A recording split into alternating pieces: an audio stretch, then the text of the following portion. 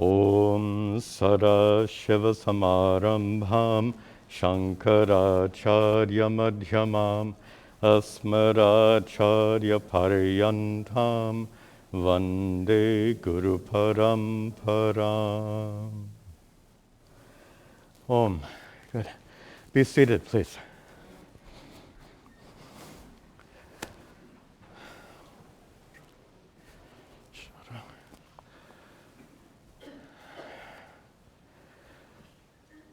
Om. Good.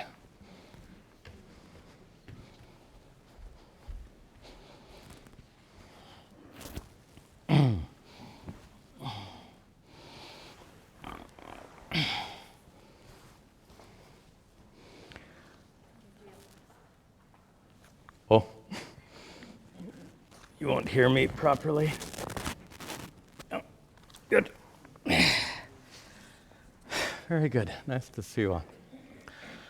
Om Sahana Vavatu Sahana Bhunaktu Sahavidyan Karavavahai Tejasvinavadhitamastu ma vidvishavahai. Om Shanti Shanti Shanti. Om. Om. Turn the microphone up just a little bit.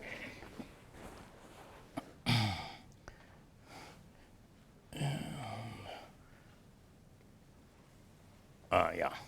Good. Nice to see you all this morning.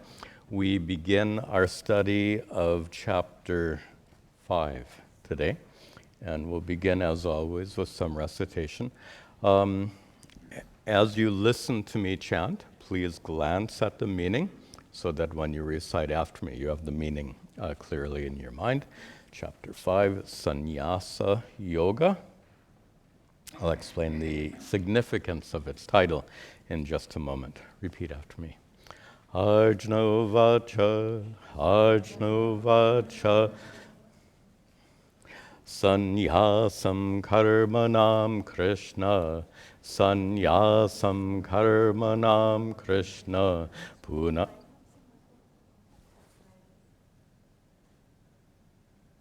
It looks like it's not chapter 5. Do you have chapter 4 accidentally?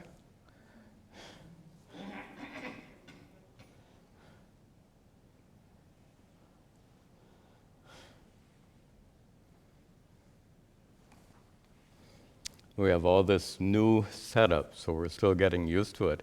Previously, I was running the PowerPoints that you see from the console here.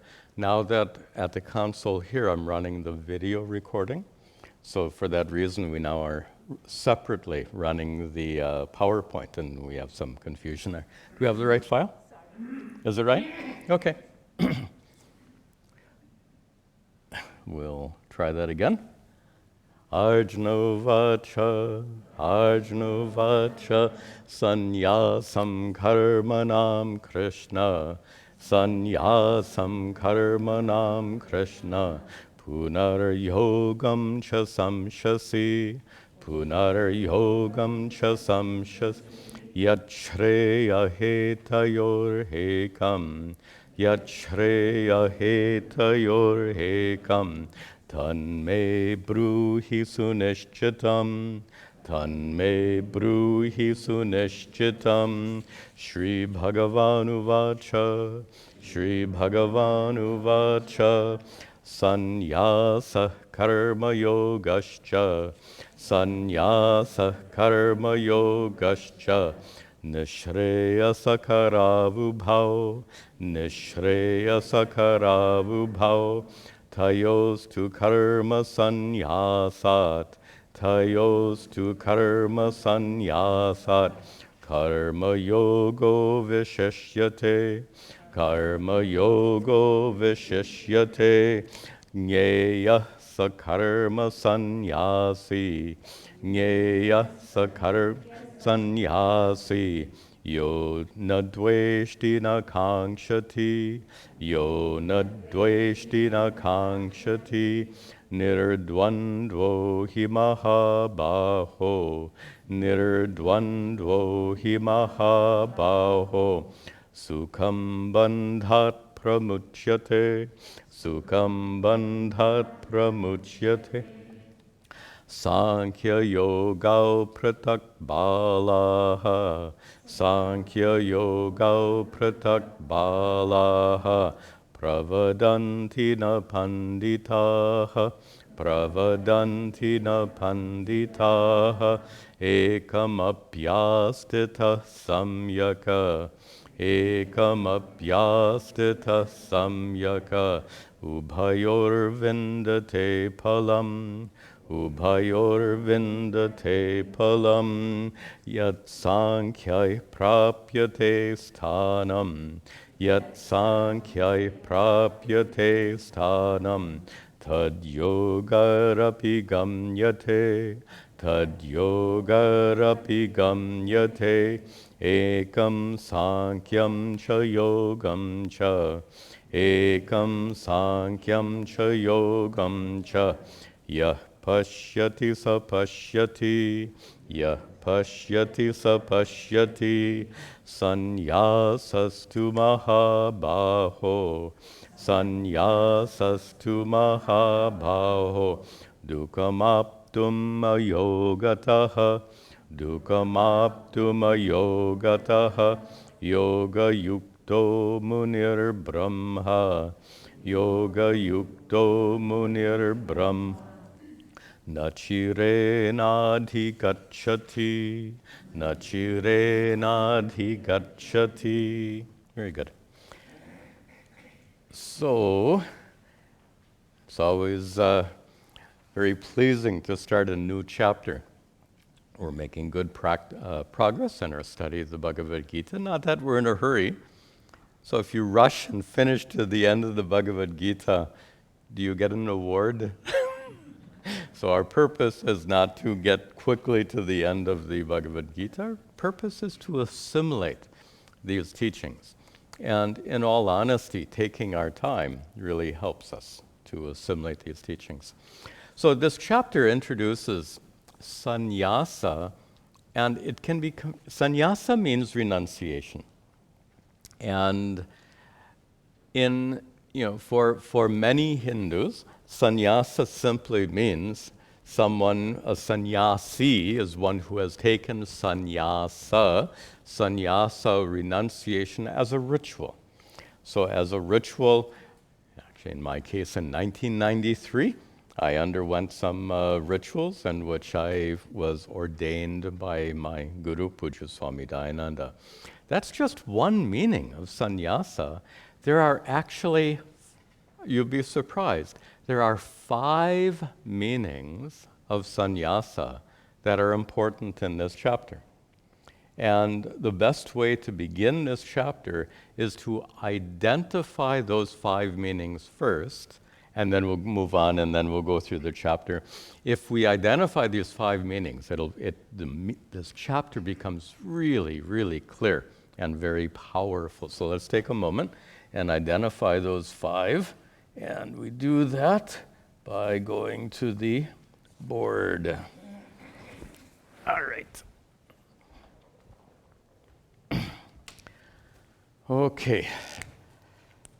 And this is all, make sure I'm on the board, on the video here. Notice the spelling. This is actually a more traditional spelling. In Sanskrit, we have, I don't want to give a Sanskrit lesson this morning. We can break this down into its component parts. I'm not going to do that here. So the word sannyasa means renunciation. For our Sanskrit students, it has the prefix sam completely, the prefix ni certainly, and the root us to throw. And so it means to throw away completely and with certainty, and the basic meaning is indeed renunciation, is the best meaning for this word.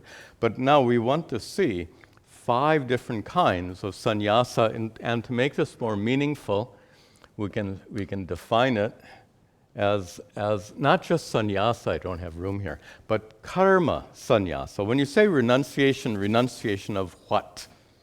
Here we're not talking about renunciation of going to, let me just say, specifically, renunciation of karma is the topic of this chapter, renunciation of karma. And renunciation of karma now we can see in 5 different ways.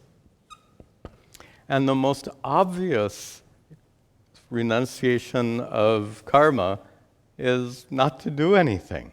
Complete inactivity, complete inaction is an obvious meaning of sannyasa, of karma sannyasa. Just to sit in a chair and don't do anything. Of course, that's not a spiritual practice, but that is certainly a meaning for karma sannyasa. So we'll say the first is inaction is the first of these meanings. The second I've already talked about, and that is sannyasa as a lifestyle, the lifestyle of a monk. And it is best understood as a lifestyle. We're going to talk quite a bit more about this in just a few moments.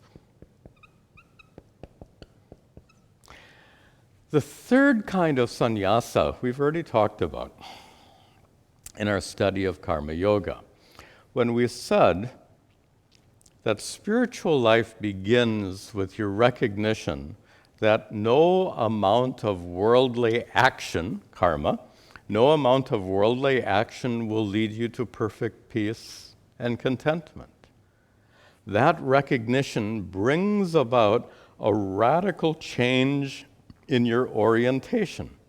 That radical change of orientation, when you recognize the impossibility of gaining perfect peace and contentment through karma, through worldly action, that shift of perspective is a kind of sannyasa, is it not? It's a kind of renunciation. You're now renouncing, let's say, I'll use the word surrender. Actually, I'll use the word renounce. So to renounce,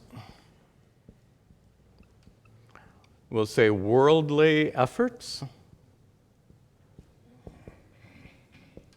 worldly efforts. And specifically, you're renouncing worldly efforts to gain perfect peace and contentment. And to look at it positively, you're shifting your attention away from worldly activities and towards spiritual growth. In that change of attitude, there's renunciation involved. You are renouncing the single-minded focus on worldly activities, which is common. This is common life. Commonly, people are focused exclusively on these worldly efforts. So the third kind of renunciation is renunciation of being focused on worldly efforts for the sake of gaining perfect peace and contentment. There's another kind of renunciation we discussed in the context of karma yoga. And that was when you recognize, in fact, our discussion of karma yoga began with this observation in chapter 2, verse 47, that very famous verse, karmanyeva adhikaraste. And in that verse, we saw that you are the author of your actions. You are not the author of the results of your actions. Most of the time, we take ourselves as being normal human beings engaged in producing various results. For example, a result could be coming here to the ashram. A result could be preparing a nice meal. Well, in fact, you're not the author of coming to the ashram or of cooking a meal. You're the author of the effort. You got into your car and you drove. That doesn't guarantee that you'll arrive here. If you run out of gas or have an accident, you wouldn't arrive here. The point is, you are in control or in charge of your actions. You are not in charge of the results. Ishvara, as we discussed at great length, through the laws of the universe, Ishvara is the karma phala data. Remember that expression? The giver of the fruits of your deeds. This recognition that you are not in charge of the results are in Ishvara's hands, not your hands, is another kind of renunciation. It's a renunciation of you being in charge of the results. We'll make that shorthand, and we'll just say it's renunciation, renounce, results. Kind of shorthand. So that's another kind of renunciation, completely different. Each of these meanings are different, and you'll recognize these two, renouncing worldly efforts for the sake of perfect contentment, renouncing this idea that you are the author of the results. These two kinds of renunciation are part of what we called karma yoga.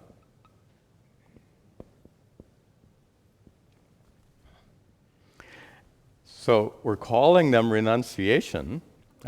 We call them karma yoga, but in fact, they're forms of renunciation. Then we come to the fifth, which Sri Krishna hinted at in the end of chapter 4, and we're going to take up as a main topic in chapter 5. And that is this fifth kind of renunciation is when you recognize you are not this body, you are not this mind. It's your body and mind engaged in action, right? Well, if you're not your body and you're not your mind, and your body and mind are engaged in action, the implication is you, the one independent of your body and mind, you are not engaged in action. Specifically, your true nature as pure consciousness, your true nature as Satchidananda Atma, that consciousness doesn't do anything. Body and mind are engaged in action, but consciousness itself is not an agent of action.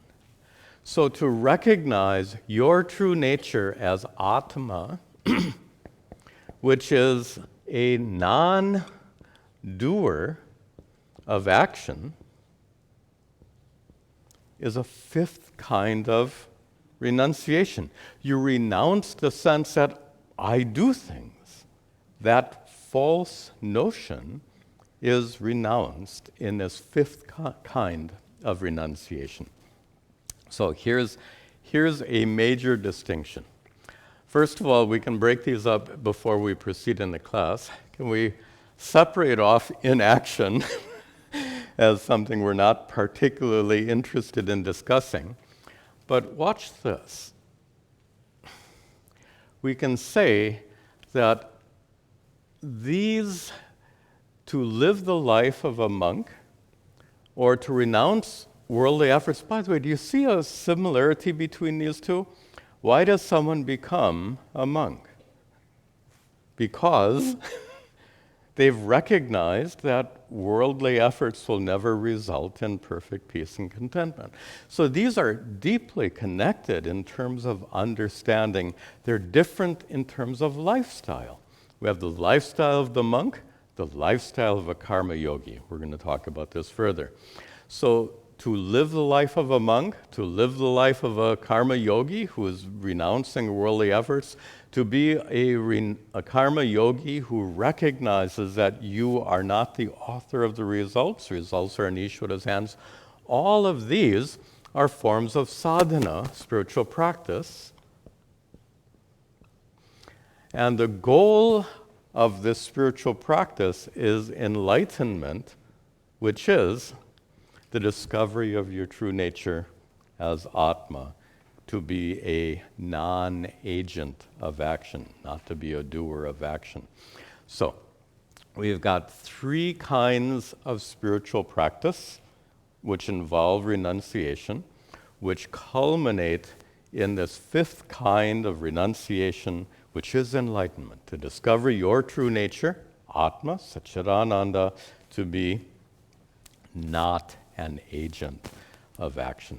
So this is the overview of chapter 5, and this is really helpful to understand this, because right in the first two verses, we're going to see a very common confusion that takes place when we fail to use words carefully and understanding the meaning of those words. Let me show you how.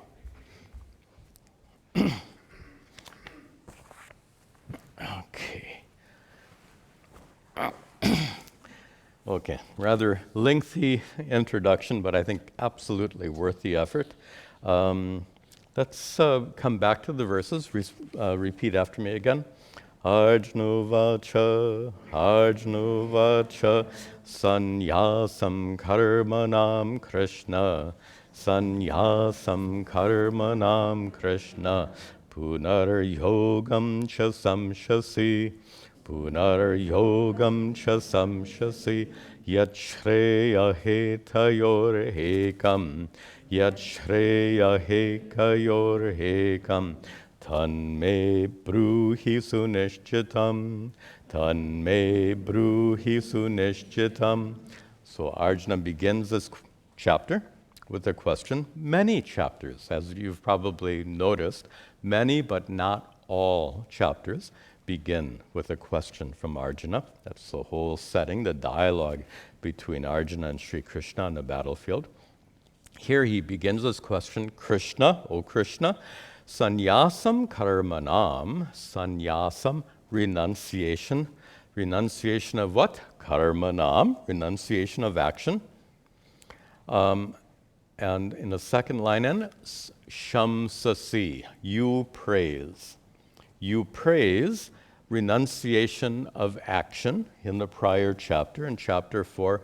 Punar yogam cha, and again, punar, and again, cha, you praise yoga, yoga here meaning karma yoga. So Arjuna is confused because to Arjuna, Arjuna heard Sri Krishna first praising sannyasa, renunciation, and then praising karma yoga.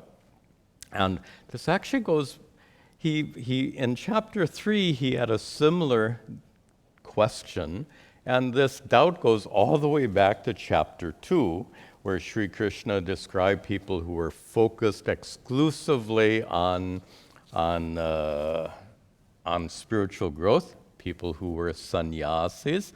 And this goes back just to understand the distinction here.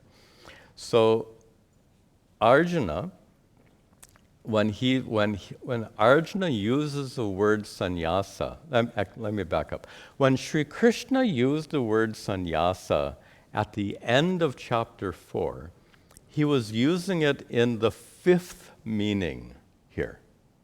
So Sri Krishna talked about one who has renounced all actions, and renounced all actions in the sense of one who had become enlightened, one who had recognized their true nature as pure consciousness, which is not engaged in action. So that's the sense that Sri Krishna used the word sannyasa at the end of chapter 4, but Arjuna took the word sannyasa in a different sense.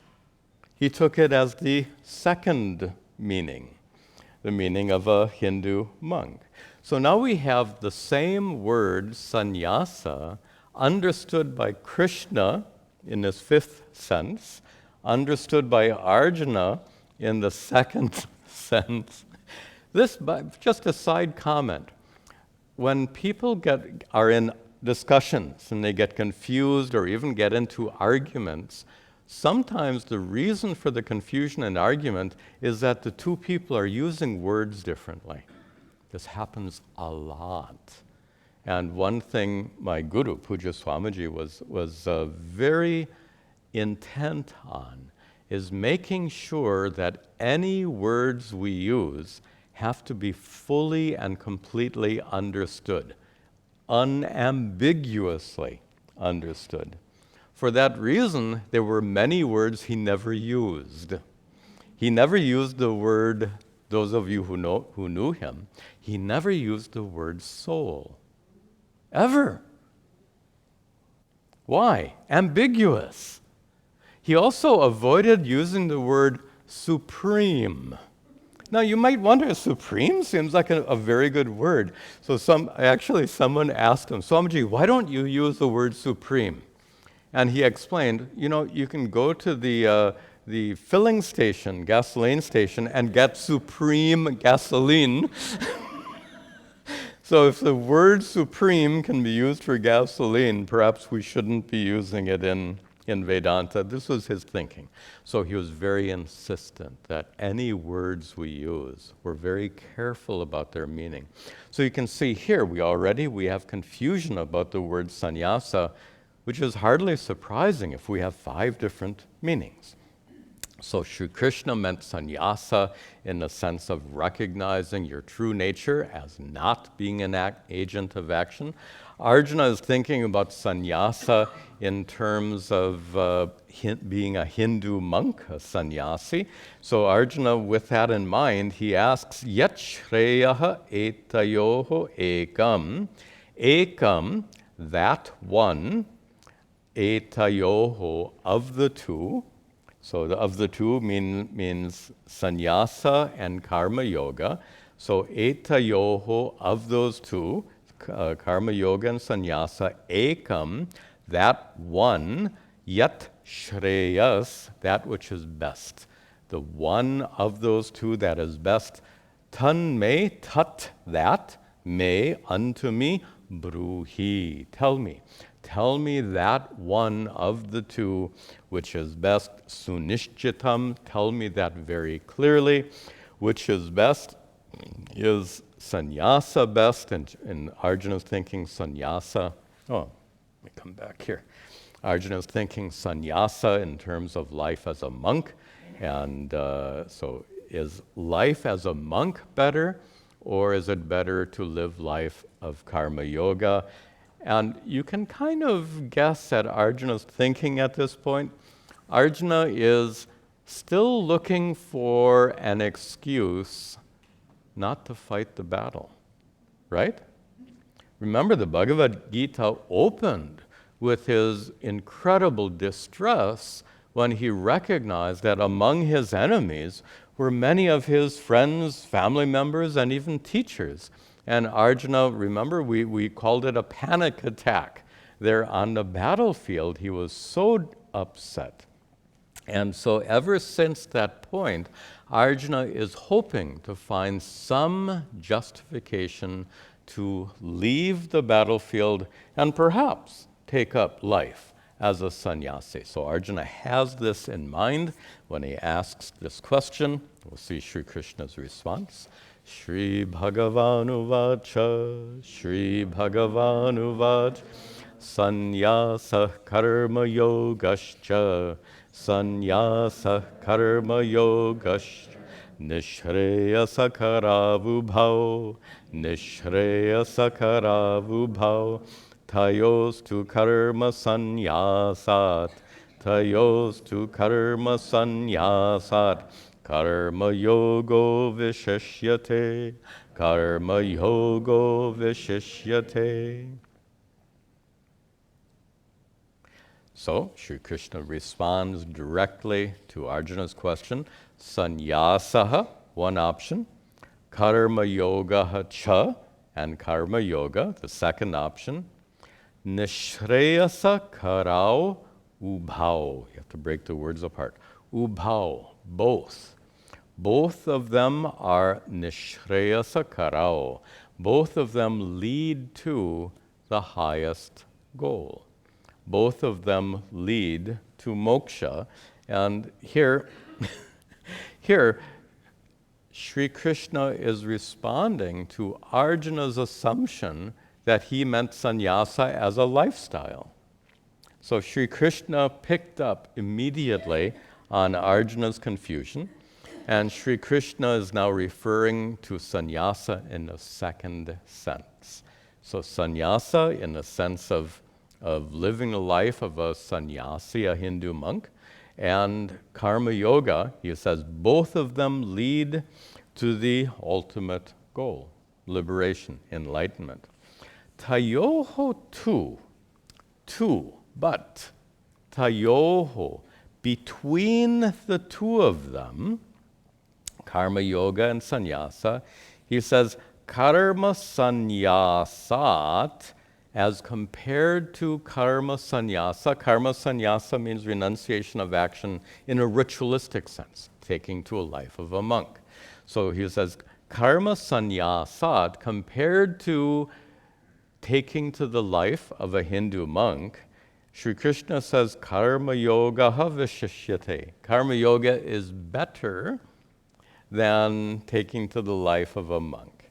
Now, be very careful here not to misunderstand Sri Krishna, because a teacher, when replying to a question, a teacher replies to the person asking the question. You don't reply just to the question, you reply to the questioner. So Sri Krishna understood Arjuna, first of all, to be using sannyasa in the terms of lifestyle. Sri Krishna also knew that for Arjuna, sannyasa was not an option. We discussed this long ago. Remember, sannyasa means leaving all your responsibilities behind. For Arjuna, that would be a great act of adharma. It would be a great sin if Arjuna walked off that battlefield. The Pandavas would lose the war, and the harm to society would be immeasurable. Sri Krishna understood that well. Arjuna is coming to understand it, but hasn't not yet understood that completely. So Sri Krishna here responding specifically to Arjuna. This is not a general teaching. And sometimes we see this mistake made where people will take a statement out of a scripture and hold it up as an absolute truth. And people will say, well, in chapter 5, Sri Krishna says that karma yoga is better than sannyasa. Is that a universal truth? Or is it true for Arjuna and people who are like Arjuna? So here's the point. Sri Krishna does not say it as a universal truth. There are some people for whom sannyasa is best, but not for Arjuna. If Arjuna failed to perform his duties, it would cause great harm. Just to illustrate that, very interesting to point out, my guru had one main rule about who he would or would not ordain as a sannyasi. First of all, be very clear, sannyasa, when Puja Swamiji gave sannyasa, it was not given to praise the person as being so well studied. It's not like a certificate of completion or anything. In fact, Puja Swamiji would give sannyasa even to students who didn't understand much. And there were a few. There were some who just didn't get it. They didn't understand Sanskrit. Maybe they didn't understand English well enough to follow Puja Swamiji's discourses. There were a handful of his students who really, really didn't get it. Puja Swamiji still gave them sannyasa. So sannyasa is not a recognition of any kind of accomplishment. What was Puja Swamiji's criteria? One is it should help the person, but the negative criteria is no one should be harmed if this person takes sannyasa, which means if there is a wife who is dependent on this person, he wouldn't give sannyasa. If there were children who were dependent on this person, he would not give sannyasa. If there were parents who were dependent on this person, he would not give sannyasa. So this is exactly what we're seeing here. Sri Krishna is not encouraging Arjuna to take sannyasa as a lifestyle because it would lead to so much harm.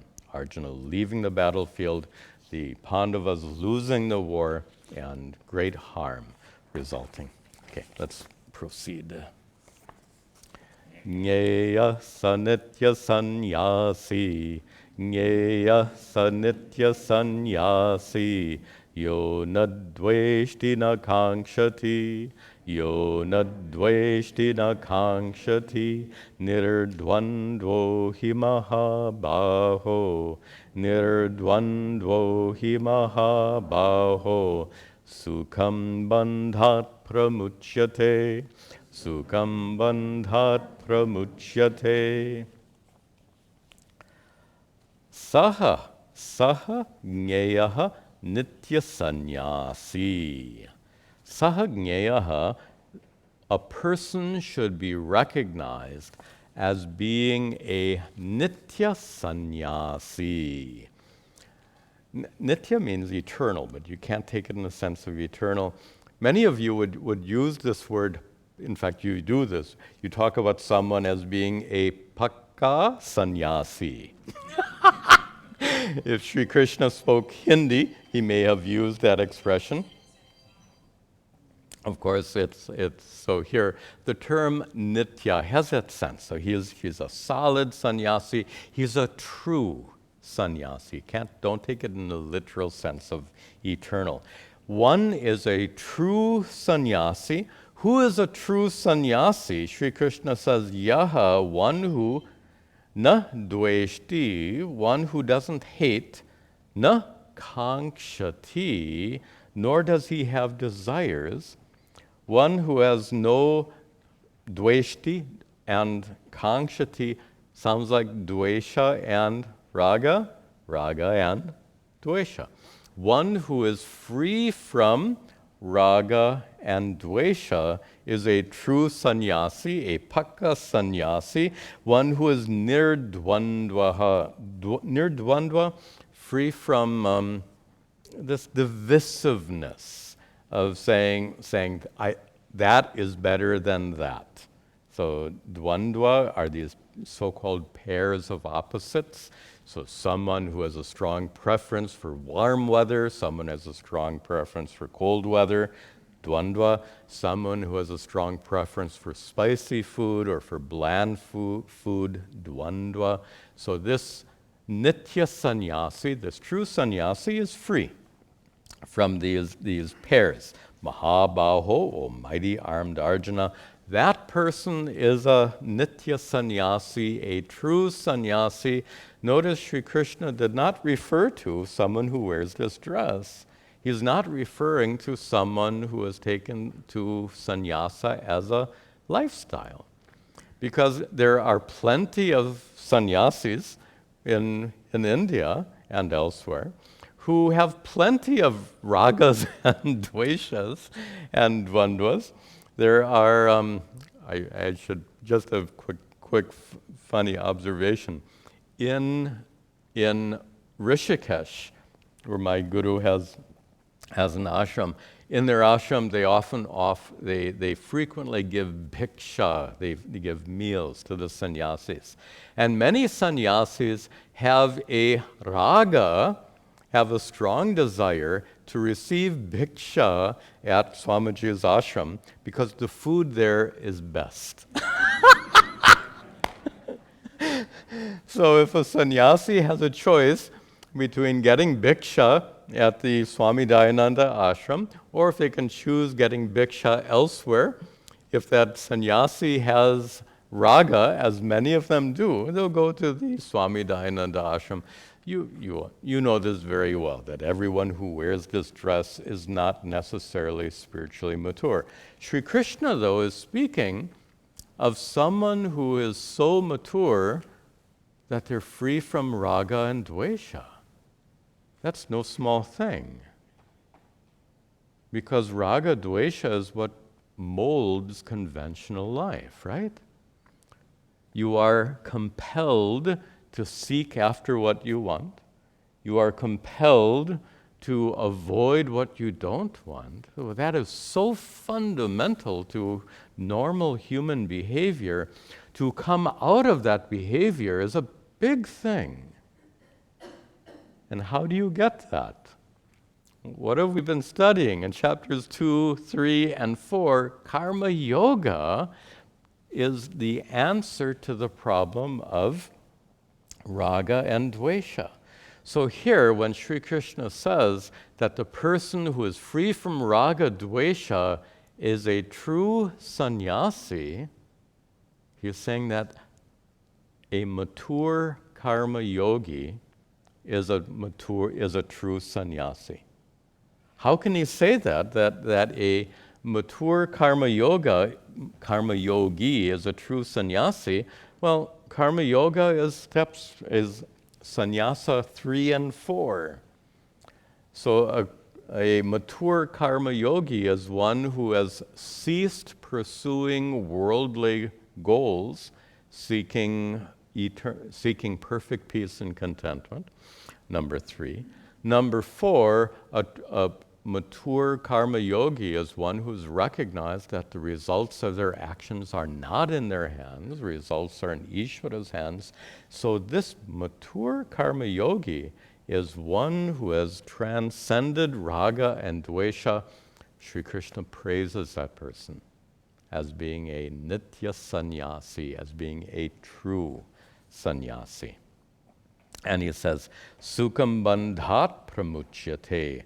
Such a person is pramuchyate, freed, bandhat, from worldly bondage, freed from bondage to a life of suffering. That person becomes freed sukham, easily. That person is easily freed from worldly bondage. That person easily becomes liberated, enlightened, gain moksha, which means through the practice of karma yoga, which is number 3 and number 4, through the practice of karma yoga, you reach the goal, number 5. That state of recognizing that your true nature is Satchidananda Atma, not engaged in action whatsoever. Sri Krishna continues to explain this. Sankhya yoga pratak balaha, Sankhya yoga pratak balaha, pravadanti na panditaha, pravadanti na panditaha, ekam apyastita samyaka, ekam apyastita samyaka, ubhayor vindate palam, ubhayor vindate palam. So here, Sri Krishna, let me just to introduce this verse, Sri Krishna is directly addressing what he calls a childish argument. And the childish argument is, which lifestyle is best? The lifestyle of a sannyasi, one who has renounced worldly activities and taken to exclusively spiritual life. Is that the best lifestyle? Or is the best lifestyle the lifestyle of a karma yogi, one who remains engaged in worldly activities while simultaneously pursuing spiritual growth? We've had this discussion before. We've observed that a sannyasi may or may not be deeply engaged in seeking spiritual growth. There are some sannyasis who, for whatever reason, they become lazy and they spend their time hanging out, gossiping, as I've told you before, and some of them smoking this marijuana and doing other things. So we understand basic principle. Every person is different. every one of you and me, we're all incredibly different from each other. Well, wouldn't that be true comparing one sannyasi to another? One sannyasi could be a great scholar. Another sannyasi could be not scholarly, but absolutely established in truth. And another sannyasi could be too high on marijuana to care about anything. All of these are possible, so it's helpful to avoid lumping people into the same category. Same amongst non-sannyasis. So there are plenty of called householders who are engaged in climbing the corporate ladder, acquiring more and more goodies for their homes, getting the latest car, getting the latest electronics, etc. But there are plenty of others, including you, who aren't like that. You can have a nice car, you can have a nice home, but that's not your focus in life. It is their focus. Their goal in life is to acquire more and more stuff. And there's a silly bumper sticker. I'm told this is a bumper sticker on a $100,000 mobile home. And the bumper sticker said, "Whoever dies with the most toys wins." What a peculiar philosophy of life.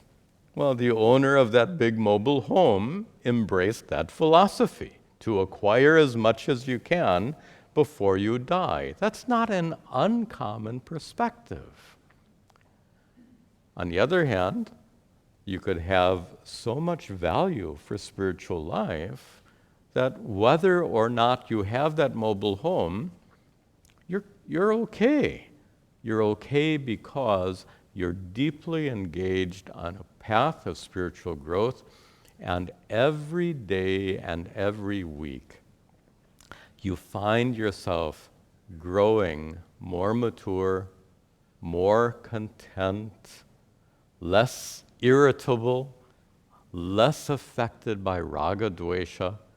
Day by day, week by week, this increases because you continue to stay on that path of spiritual growth. So this is the what Sri Krishna calls it a childish argument. He says, sannyasa yoga, using a dual form. Here's Sankhya, going back to chapter 2.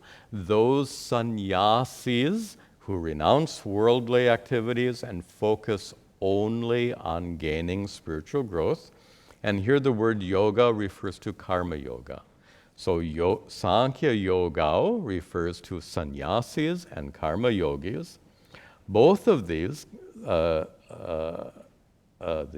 karma yogis and sannyasis, balaha, children, in the second line, pravadanti, children call karma yogis and sannyasis, children call them pratak, separate. It is a childish attitude that makes this unnecessary distinction between these two lifestyles of karma yoga and sannyasa, na panditaha, but the wise do not make that incorrect distinction. Wise means to recognize the individual differences between one person and another. For some people, sannyasa is the best lifestyle, but for the vast majority of people, it's not the best lifestyle. So the wise understand that. And Sri Krishna gives justification here. Ekam api astitaha samyak. Astitaha, one who follows. Ekam api, one or the other. One who follows one or the other of these two lifestyles, lifestyle of sannyasa, lifestyle of karma yoga, one who follows either of them samyak, properly, which kind of excludes the sannyasis smoking marijuana. So one who follows either of these two lifestyles properly, vindate, in the last line, vindate gains the phalam, the fruits, ubhayoho, of both, or better said, maybe of either. So Sri Krishna concludes here by saying, if you are a pakka sannyasi or a pakka karma yogi, you're in great shape. Absolutely in great shape. You will reach your goal of enlightenment. The contrary is also true. So if you're not a pakka sannyasi or if you're not a pakka karma yogi, you're going to be stuck. There are plenty of sannyasis who are stuck. They've given, but they're really stuck. Consider this. They've given up worldly pleasures and they've given up spiritual growth. What's left?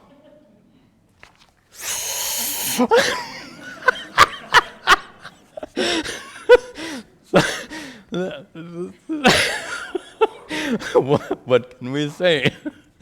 That's what's left. And we're laughing at it. It's no joke. It's a little sad, actually. I've met these people. And since I'm making fun of them, let me put it in better context.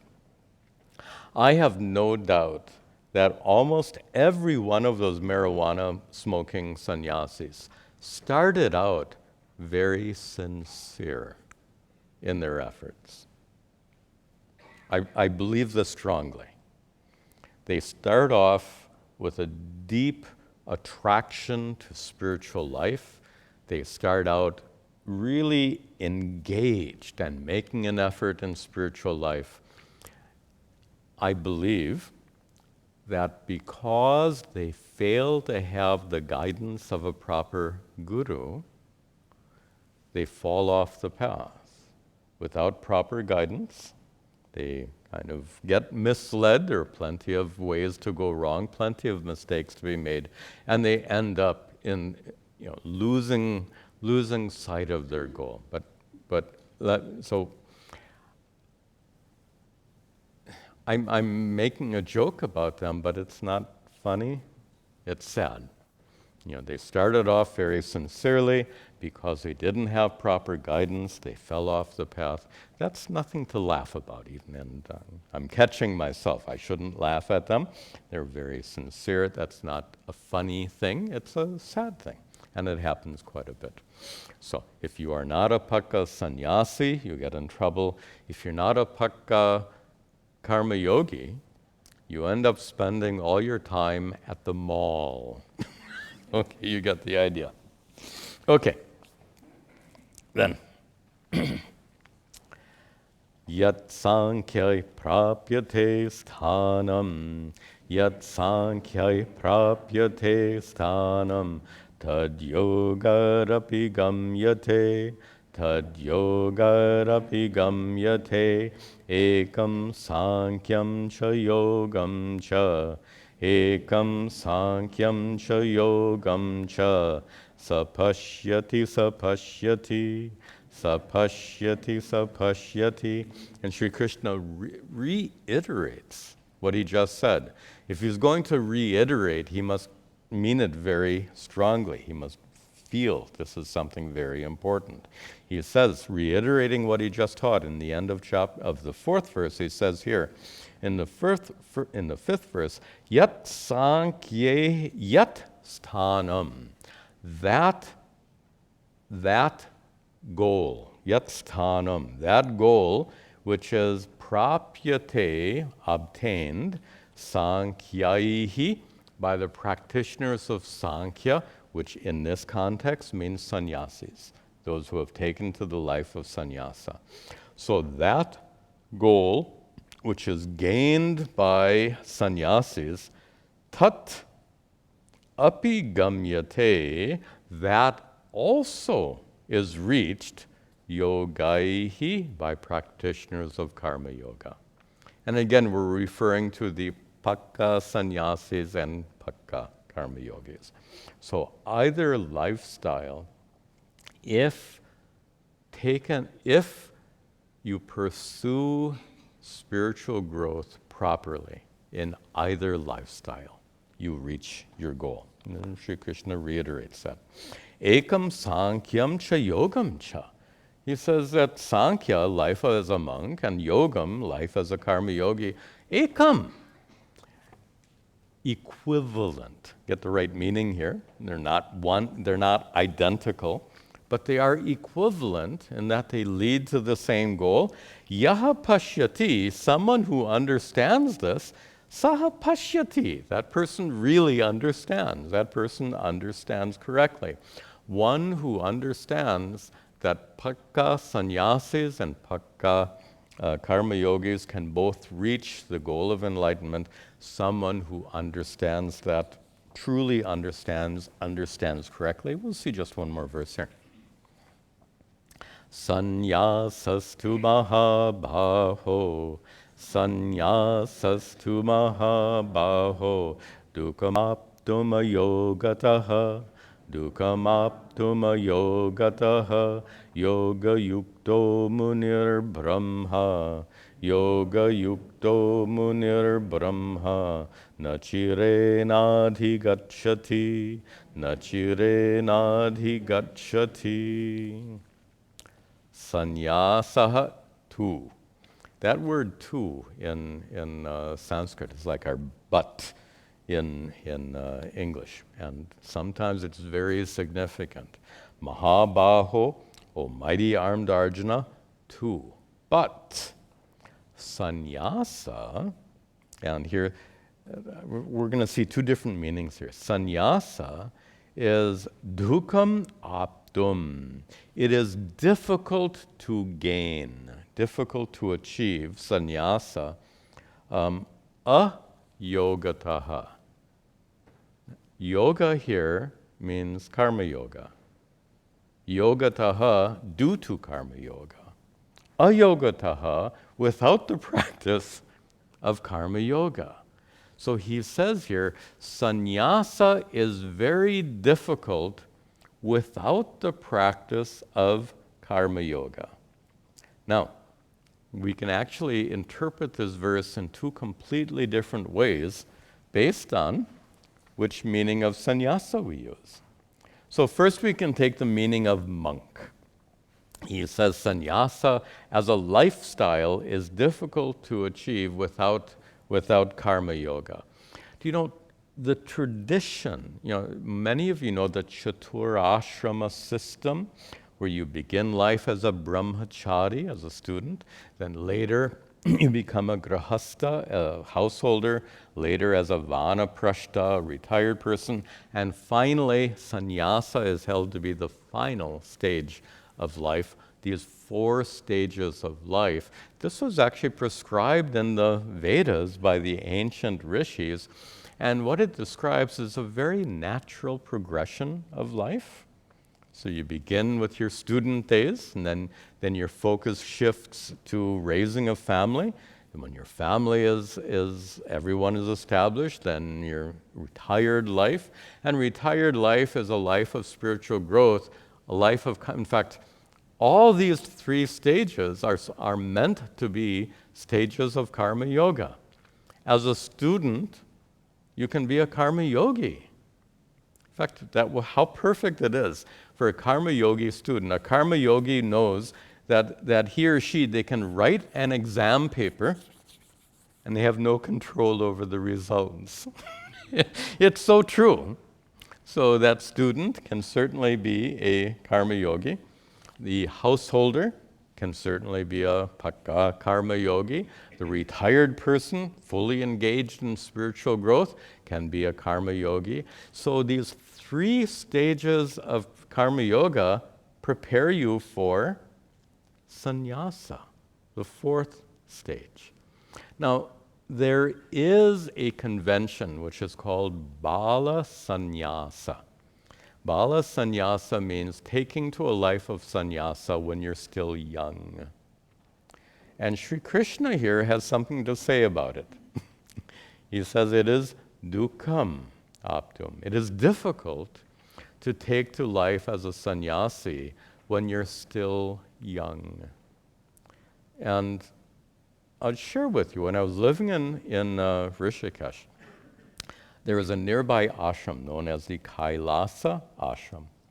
And they would accept young people as initially as brahmacharis, and then they would later be ordained as sannyasi. I met several of them. I don't speak Hindi very well, so communication was a little bit difficult. But I came to know several of them well enough to know that some of them were ambivalent about spiritual life. So consider this: when you're really young, imagine someone who's really young but intensely attracted to spiritual life. So intensely attracted to spiritual life, young people can be impulsive. So impulsively, they leave their homes, often without parental permission. They go to this Kailasa ashram. They're accepted into the program. And this young person has made this very huge, big decision in life to renounce worldly activities and focus exclusively on spiritual life. The problem is they don't know exactly what they've given up. And for some of them, that hangs over their minds, that colors their thinking. And some of them continue to have this doubt. Did I really do the right thing? Because they don't know what they've given up. And I'll be very frank with you, this especially applies to sex. They haven't been sexually active. They've given it, and they have no idea what it's about. And so some of them, it bothers quite a bit. And I talk to them about this. The point I'm making is that if you take sannyasa, there is a provision for bala sannyasa, but it's difficult. Sri Krishna says, it is dukkam aptum. It is difficult if you do it without having first practiced karma yoga. But if you follow this chaturashrama system and you've lived out a fairly conventional life, then when you renounce it, you know what you're renouncing. And you renounce it with the idea that, what is the expression? Been there, done that. Perfect. Which means there's no strong pull towards whatever you're renouncing. So to practice karma yoga first in these 3 stages of life, and then finally to take sannyasa, according to Sri Krishna, that is preferable. He says to take sannyasa without first practicing karma yoga, he says dukkam aptum. Now, there's a second way of interpreting this verse.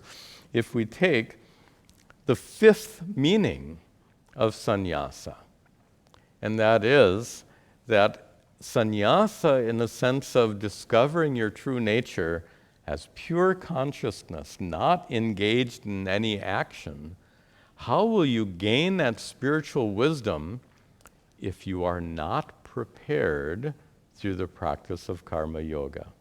We've discussed this so much in chapters 3 and 4, and that is karma yoga is a crucial preparatory practice without which gaining enlightenment, jnanam, atma-jnanam, self-knowledge, is extremely difficult.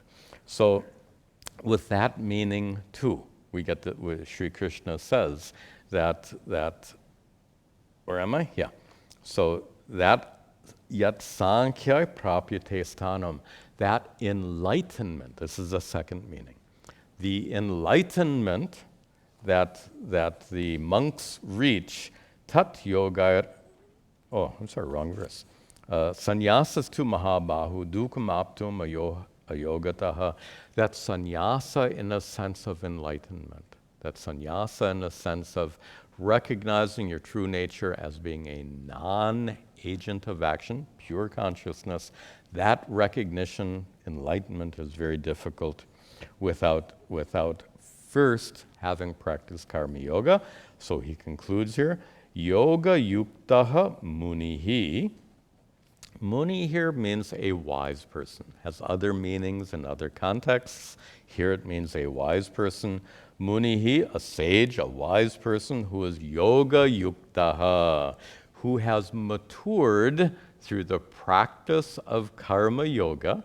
That wise person who has properly practiced karma yoga, that person adhigacchati, at the end of the verse, gains, going back up, Brahma. In fact, reaches would be better. Adhigacchati, reaches Brahma. That person who has been thoroughly prepared through the practice of karma yoga, adhigacchati, reaches Brahman, absolute reality, absolute truth, and reaches Brahman nachirena, quickly. And we'll just end with this comment, and that is, if you are not, people ask the question, when will I get enlightened? How to answer that question? There are several ways. Here's one way to answer that question. And the answer is, if you are not practicing karma yoga, if you are not a pakka karma yogi, as we've been using the expression, if you are not, then when will you reach enlightenment? The answer is not in this lifetime. That's an honest answer. On the other hand, if you are a pakka karma yogi, when will you reach enlightenment? Sri Krishna says, nachirena, soon. How soon? We can't answer that, but Sri Krishna says soon. Okay, I'll remind you, we'll finish our class here. I'll remind you that tomorrow we have a satsang question-answer session at 6 p.m. indoors. Please come and join us. We'll conclude with a prayer and continue next week. We'll come to our prayers at the altar to get used to our new arrangement here.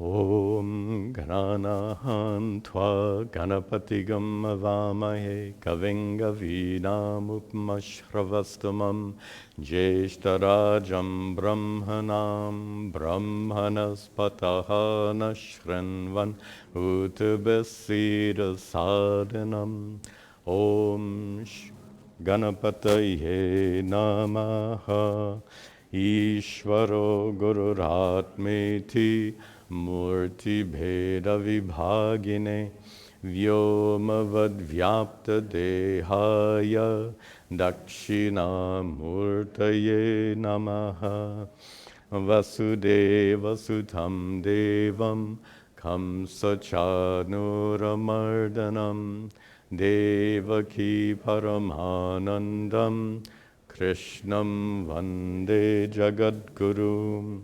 Om Sarve Bhavantu Sukhinaha Sarve Santu Niramayaha Sarve Bhadrani Pashyantu Ma Kaschid Dukkha Bhag Bhavet Asato Ma Sadgamaya Tamaso Ma Jyotirgamaya Mrityor Mahamritangamaya. Om Shanti Shanti Shanti. Om Tat